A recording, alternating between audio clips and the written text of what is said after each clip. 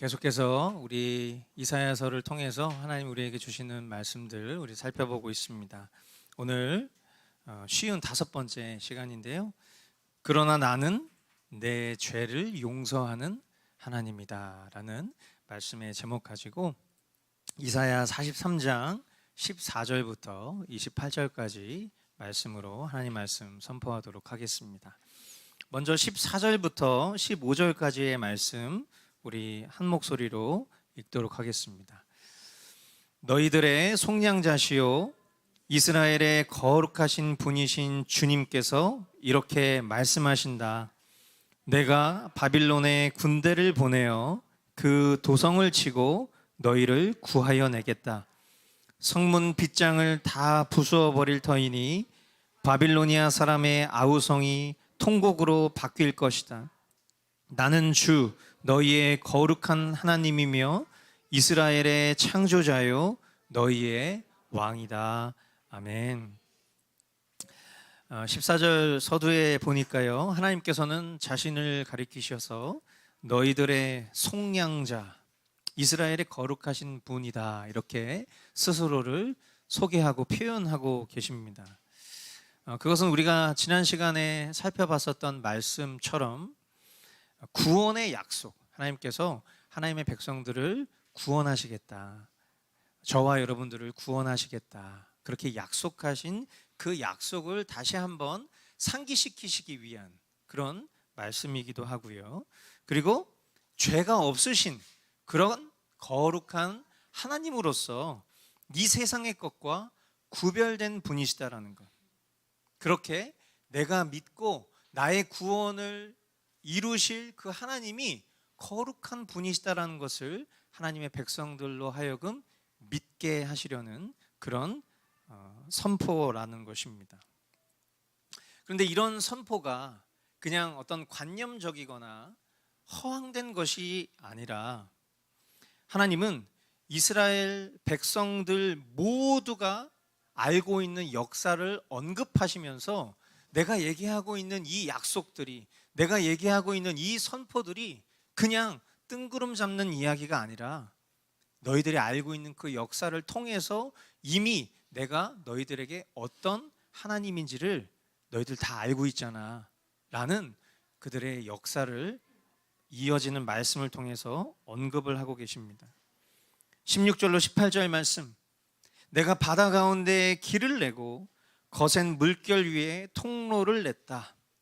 내가 병거와 말과 병력과 용사들을 모두 이끌어내어 쓰러뜨려서 다시는 일어나지 못하게 하고 그들을 마치 꺼져가는 등잔 심지같이 꺼버렸다. 나 주가 말한다. 너희는 지나간 일을 기억하려고 하지 말며 옛일을 생각하지 말아라. 이스라엘 백성들의 역사에 있어서 가장 놀라운 순간이 언제입니까?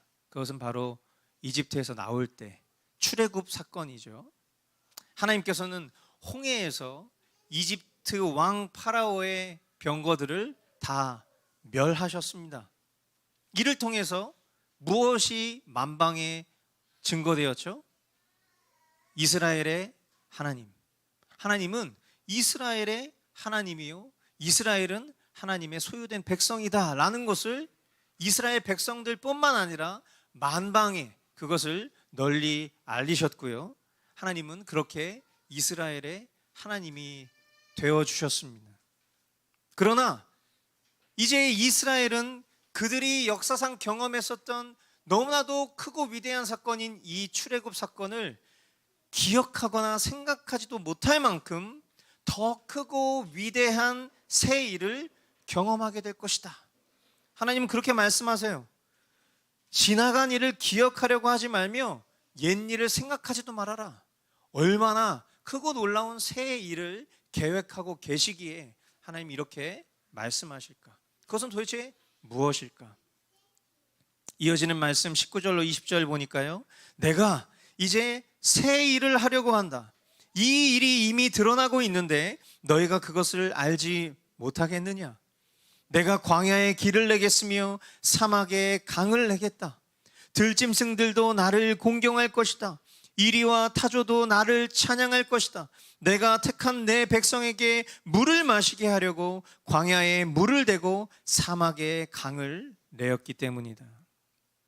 하나님께서 행하실 새 일이다라는 것은 14절에서 말씀한 대로 먼저는 바빌론을 멸하시는 일이 그 첫 번째일 것이고요, 둘째는 이스라엘을 회복하시는 일입니다. 이스라엘의 회복은 두 가지의 의미를 담고 있다고 우리는 볼 수 있습니다. 먼저는 방금 전에 이야기했었던 것처럼 그들을 바빌론 포로 생활로부터 돌아오게 하는 것, 즉 역사적으로 이미 이루어진 포로 귀환의 사건이에요. 우리의 시간으로 보면 그렇죠. 광야에 길을 내고 사막에 강을 내는 것이 여러분 가능한 일이에요? 불가능한 일이에요? 불가능한 일이에요. 우리가 이런 내용들을 되게 많이 접하기 때문에 이것은 너무나도 자연스럽고 당연한 일처럼 여겨지지만 사막에 강을 내고 광야에 길을 내는 것은 불가능에 가까운 일입니다.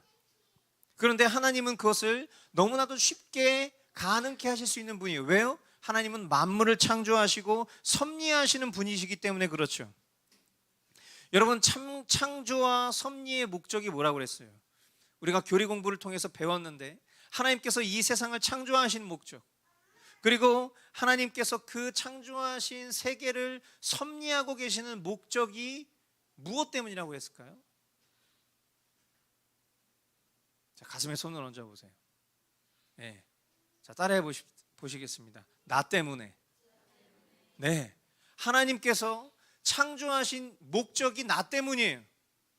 하나님께서 창조하신 그 피조 세계를 지금 이 순간에도 아무 탈 없이 운영하고 계시는 그 섭리의 목적이 누구 때문이라고요?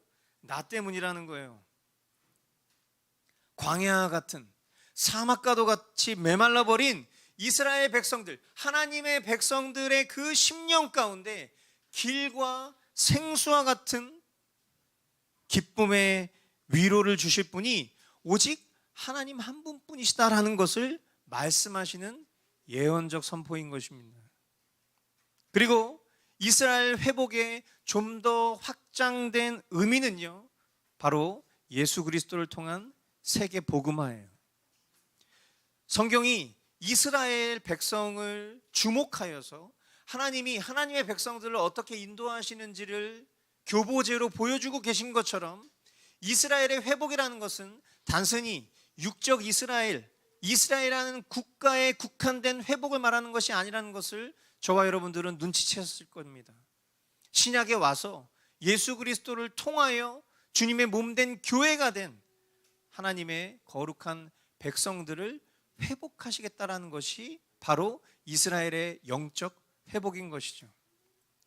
이 놀라운 예언의 말씀이 우리가 읽었던 20절 말씀에 그렇게 기록되어 있어요. 들 짐승들도 나를 공경할 것이다. 여러분, 들 짐승을 우리는 무엇으로 이해할 수 있겠습니까? 바로 이방인된 저와 여러분들이에요. 이방인의 구원을 상징하는 것이죠. 광야와 사막과도 같은 이 세상 가운데 길과 생수 되시는 누구예요? 길과 진리, 생명 되시는 예수 그리스도를 속량주로 보내셔서 택한 내 백성에게 생명의 물을 마시게 하려고 계획하셨다는 거예요. 들짐승까지도 그와 같은 하나님의 택한 백성으로 삼으시겠다라는 놀라운 예언적 선포가 이 말씀 속에 담겨져 있는 것이죠. 그렇게 하나님의 백성들과 들짐승까지도 하나 되게 하셔서 그렇게 하나님이 회복해 하시는 종국적인 목적이 무엇이냐? 그것은 21절 함께 따라 읽어보겠습니다. 시작. 이 백성은 나를 위하라고 내가 지은 백성이다. 그들이 나를 찬양할 것이다. 아멘. 하나님의 구원 계획은 구원하신 걸로 끝나지 않습니다. 하나님의 구원의 종국적인 목적이 뭐라고요? 결국 하나님께서 원래 창조하셨던 목적처럼 그들이 다시금 하나님을 찬양케 하시려는 것이 하나님의 구원의 목적이다라는 거예요. 하나님께서 저와 여러분들을 창조하신 목적과 우리를 구원하신 목적은 동일한데 그것은 하나님을 위해, 하나님의 영광을 위해, 하나님을 찬양하기 위해서 이 모든 일들을 이루셨다라는 것을 우리 모두는 기억해야 됩니다. 이 위대한 세일의 목적, 이것이 바로 세일인데 이 세일의 목적을 신약에 와서 사도 바울은 에베소 교회에게 이렇게 설명을 합니다. 에베소서 1장 6절로 14절의 말씀. 그래서 하나님이 하나님의 사랑하시는 아들 안에서 우리에게 거저 주신 하나님의 영광스러운 은혜를 뭐하게 하셨다? 찬미하게 하셨습니다. 우리는 이 아들 안에서 하나님의 풍성한 은혜를 따라 그의 피로 구속, 곧 죄의 용서를 받게 되었습니다. 하나님은 우리에게 모든 지혜와 총명을 넘치게 주셔서 그리스도 안에서 미리 세우신 하나님이 기뻐하시는 뜻을 따라 하나님의 신비한 뜻을 우리에게 알려주셨습니다. 하나님의 계획은 때가 차면 하늘과 땅에 있는 모든 것을 그리스도 안에서 그분을 머리로 하여 통일시키는 것입니다. 하나님은 그리스도 안에서 우리를 상속자로 삼으셨습니다. 이것은 모든 것을 자기의 원하시는 뜻대로 행하시는 분의 계획에 따라 미리 정해진 일입니다.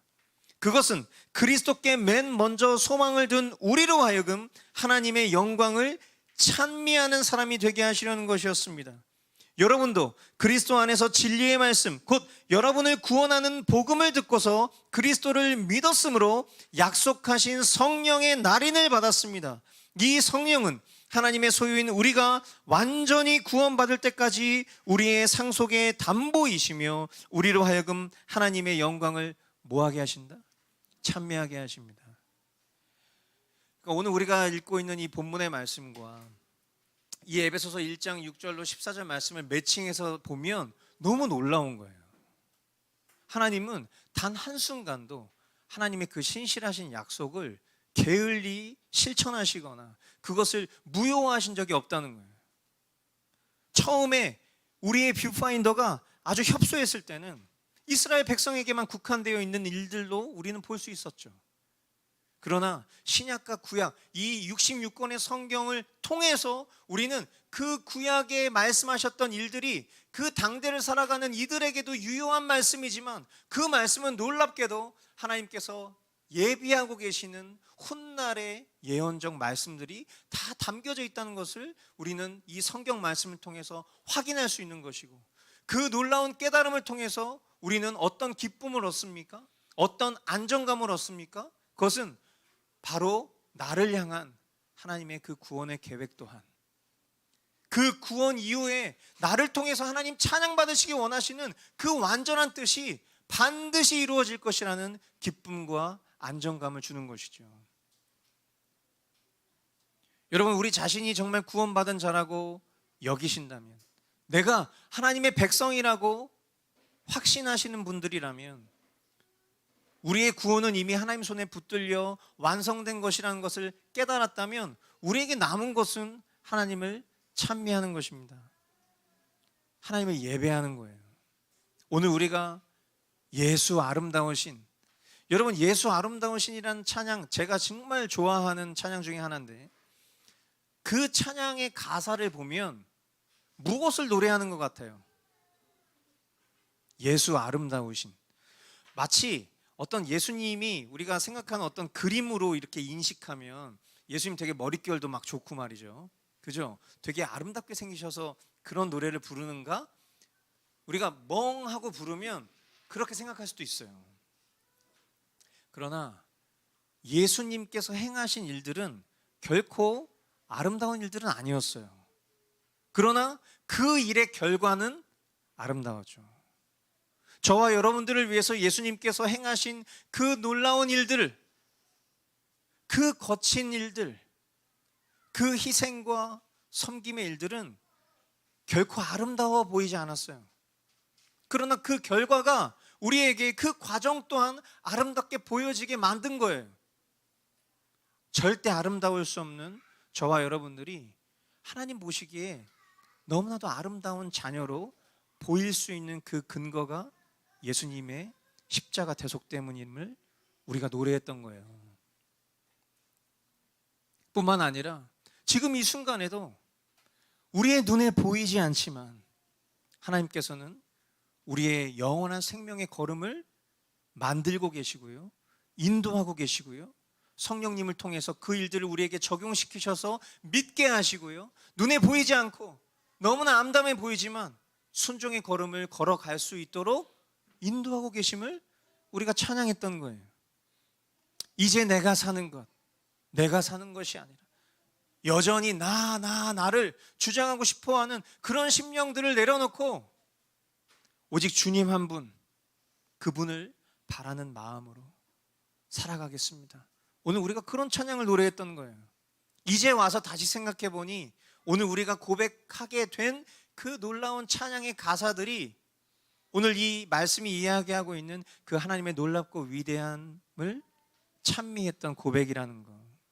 주님이 나의 인지와 상관없이 그런 고백을 받아내셨다라는 것이 너무나도 감사한 일이 아닐 수 없는 것입니다. 할렐루야. 성부, 성자, 성령, 삼위일체 되신 하나님은 계획하시며 실천하시며 적용하시는 분이십니다. 구약의 수많은 예언들이 신약에 이르러 어떻게 성취되고 있는지 우리는 오늘 본문과 발췌된 여러 가지 말씀들을 통해서 계속 확인하고 있어요.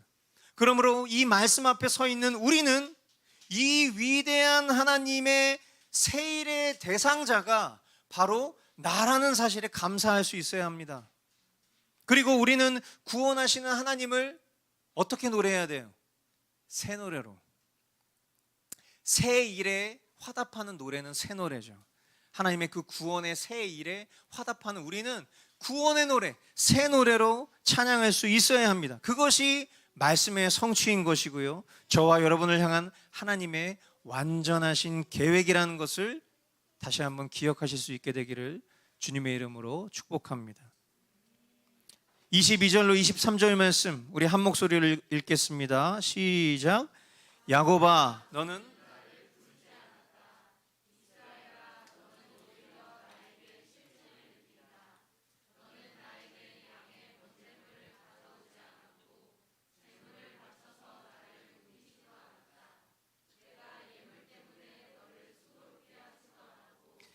유향 때문에 너를 괴롭게 하지도 않았다.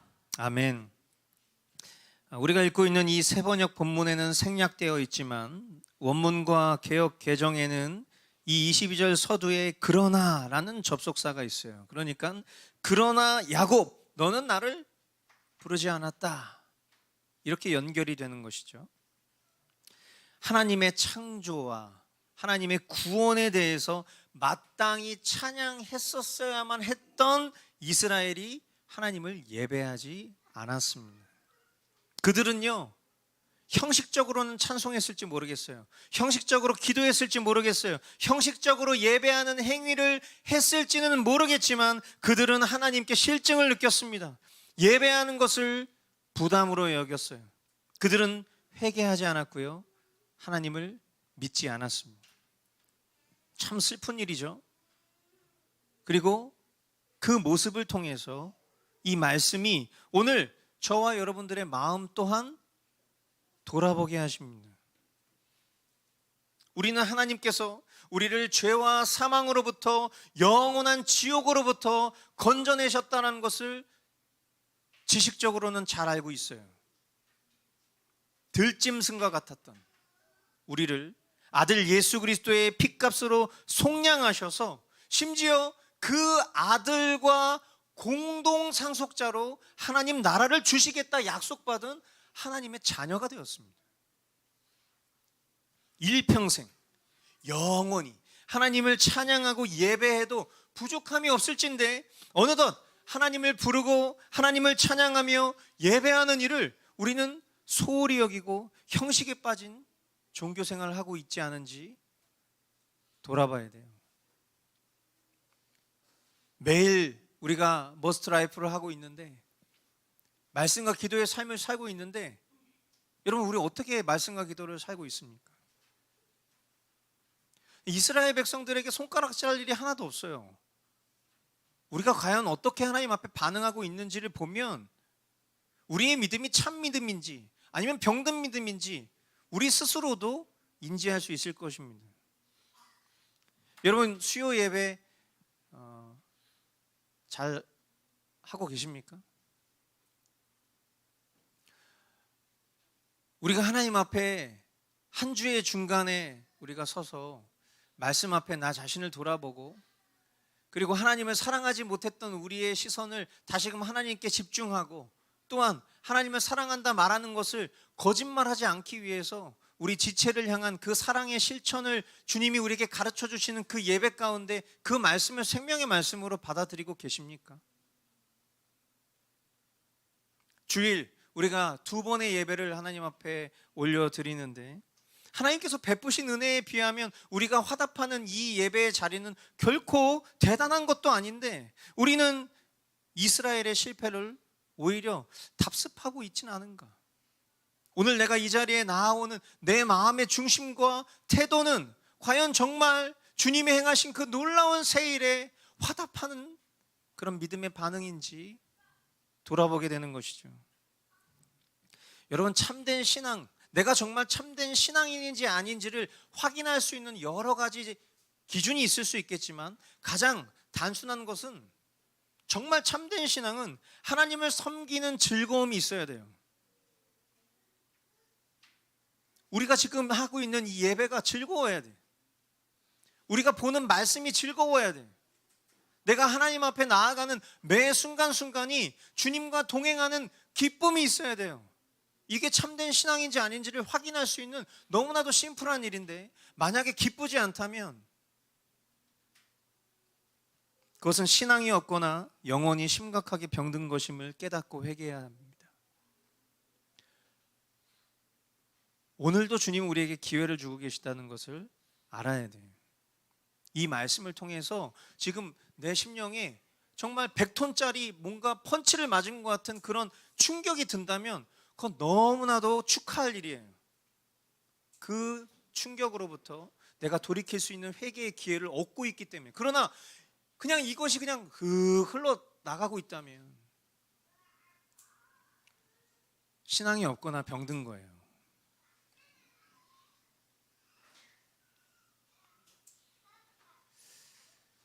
참 절망적이지만 너무나 감사한 게 이어지는 말씀이죠.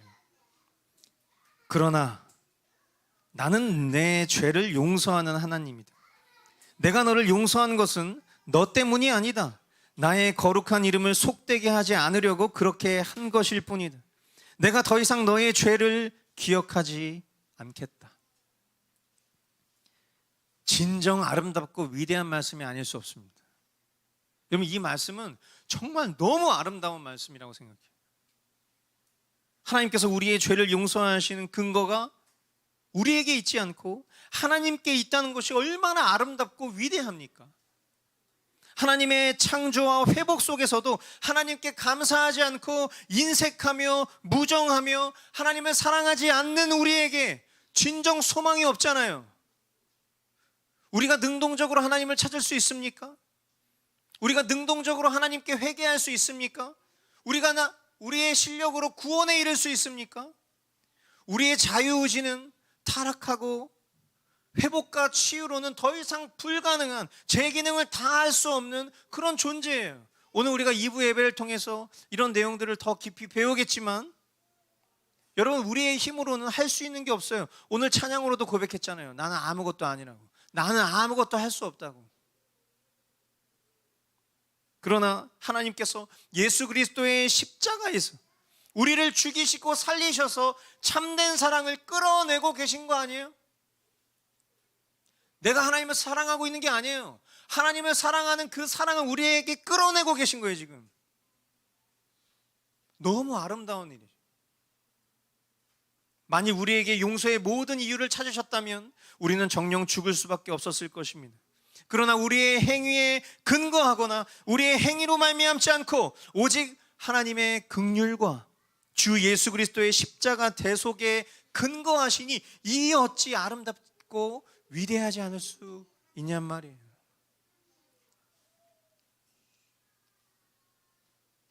(26절로 28절) 나에게 상기시키고 싶은 일이 있느냐? 함께 판가름을 하여 보자. 네가 옳다는 것을 나에게 증명하여 보여라. 너의 첫 조상부터 나에게 죄를 지었고 너의 지도자들도 나를 반역하였다. 그래서 내가 성소의 지도자들을 속되게 하였으며 야곱이 진멸을 받게 버려두었고 이스라엘이 비방거리가 되게 버려두었다. 아무리 생각해봐도 하나님 앞에서 우리에게는 아무것도 변론할 것이 없습니다. 하나님께서 주도적으로 일하시지 않으면 우리는 진멸을 받을 수밖에 없는 존재이고요, 비방거리밖에 될 수 없는 그런 존재이지만 하나님께서 하나님의 거룩하신 이름을 근거로 우리를 용서하시고 회복시키셔서 완전한 하나님의 자녀된 백성으로 이끌어주고 계시니 우리가 할 일은 더더욱 하나님께서 행하신 일을 전심으로 높여 찬양하고 영광 돌리는 일밖에 없음을 잊지 말아야 돼요. 우리에게 남는 것은 감사.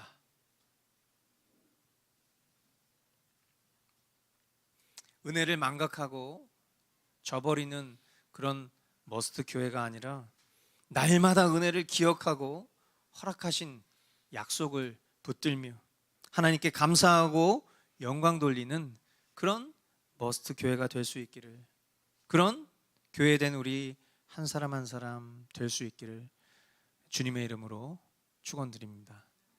아멘. 이 시간 우리 함께 기도하겠습니다. 보여지는 말씀인 성례를 통해서 다시금 그리스도